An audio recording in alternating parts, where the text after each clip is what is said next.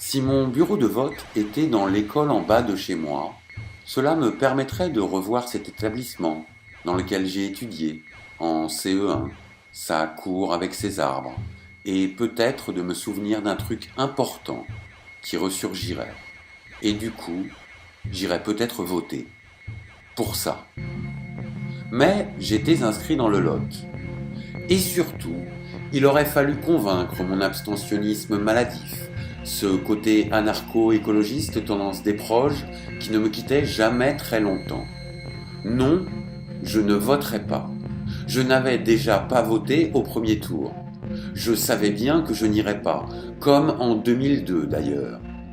Malgré tout, comme je m'ennuyais un peu, j'avais décidé de militer après le premier tour pour faire rempart contre le front.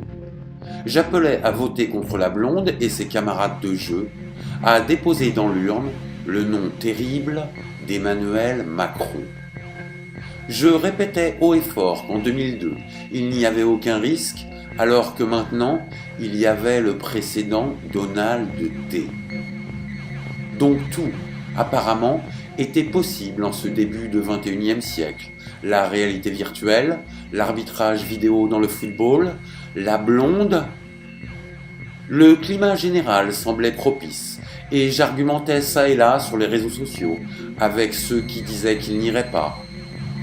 Pour tout dire, je les trouvais nombreux, mais je me rassurais en me disant que mon mur, sur Facebook, était rempli d'insoumis qui, pour la plupart, renvoyaient dos à dos les deux finalistes, argumentant qu'on ne choisissait pas entre la peste et le choléra.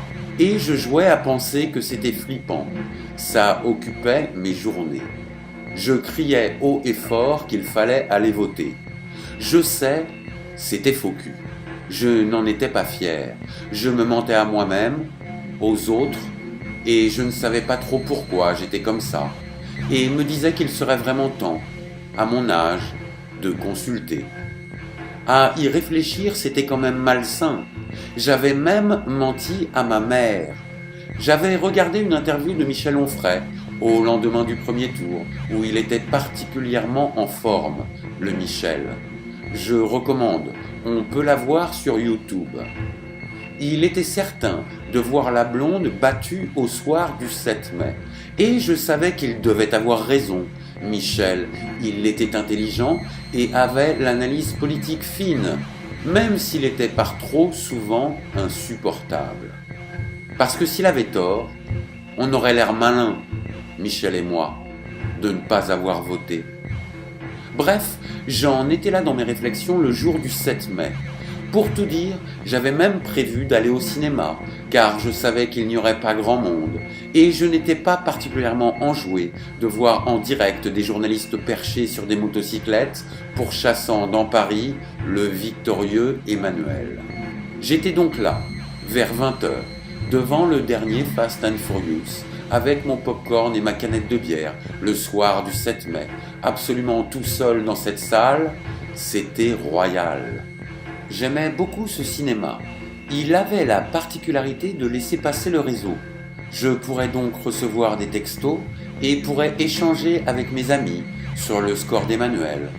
60, 70, 80%, tout en gardant un œil sur Fast and Furious.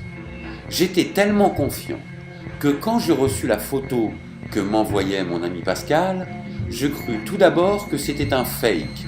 Ce n'était pas possible. Très vite, vers 20h20, des clameurs provenaient du dehors, puis des bruits d'explosion. Mais était-ce vraiment la fête ? Le film était terminé, et je me disais que je pouvais rester dans la salle. Cependant, l'idée de voir 2 fois de suite Fast and Furious ne m'emballait pas. Je sortais du cinéma, un peu inquiet. Dehors, des gens couraient, d'autres se battaient, des voitures étaient en feu.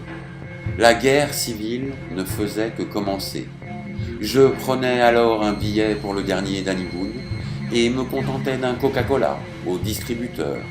Aller acheter une autre bière chez l'épicier arabe d'en face me paraissant bien trop risqué.